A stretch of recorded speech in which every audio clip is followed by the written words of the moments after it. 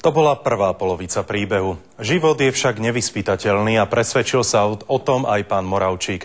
Od momentu, kde sme skončili, preskočíme v čase presne 365 dní, aby sme zistili, že sila ľudskej vôle a vytrvalosť niekedy prinášajú neuveriteľnú odmenu. Peter Moravčík bojoval od začiatku. Hneď začal používať barly, neskôr prvé protézy. Naučil sa znovu chodiť. Ba čo viac, začal hrávať znovu svoj obľúbený volejbal. No a behom neuveriteľne krátkeho času sa dostal na absolútny vrchol. Z baníka paralympionik. Ozaj do roka, do dňa sa ocitol v Barcelone. Kedy mu amputovali nohu, on bol v Barcelone na štadióne. Bol som v očakávaní, vo veľkom očakávaní, že čo tam bude.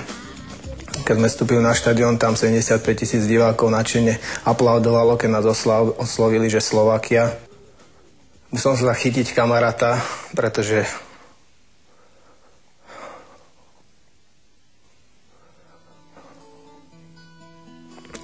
rok bolesti,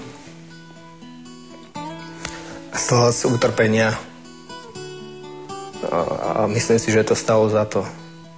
Premietol sa celý film, celý život. Pred rokom som v podstate bol s životom na kúsku v podstate veľmi zle a teraz som tu. A veril som, že už to teraz bude lepšie. Celá trieda držala palce, vlastne mysleli sme stále na neho. A to jeho keď zbadali, tak oni mi hovorili, že ty nás klameš, to nie je možné, že otec tvoj by takto chodil, veď on nemá nohu. Presne rok po amputácii vybojoval Peter spolu s tímom svoju prvú paralympijskú medailu. Nasledovali ešte dve a kopa ďalších z iných podujatí. Pamätám sa na svetovom poháre na Rodose, keď sme vyhrali. Na zápas som prišiel na barliach, mal som poranenú nohu.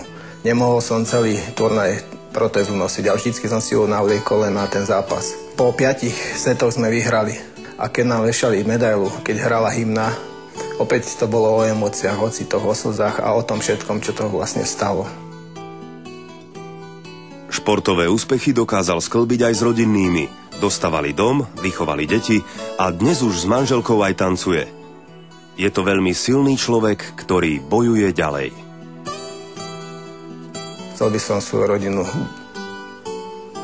dostať na miesta, ktoré som ja prešiel. Boli to krásne miesta, za ktoré tomu športu telesne postihnutý ďakujem, že som sa tam dostal, ale chcel by som, aby to videli aj oni. To bola posledná reportáž nedeľného Reflexu. Želám vám dobrý začiatok nového týždňa, veľa sily do práce a žiadne dôvody na smútok na tvári. Majte sa pekne, dovidenia.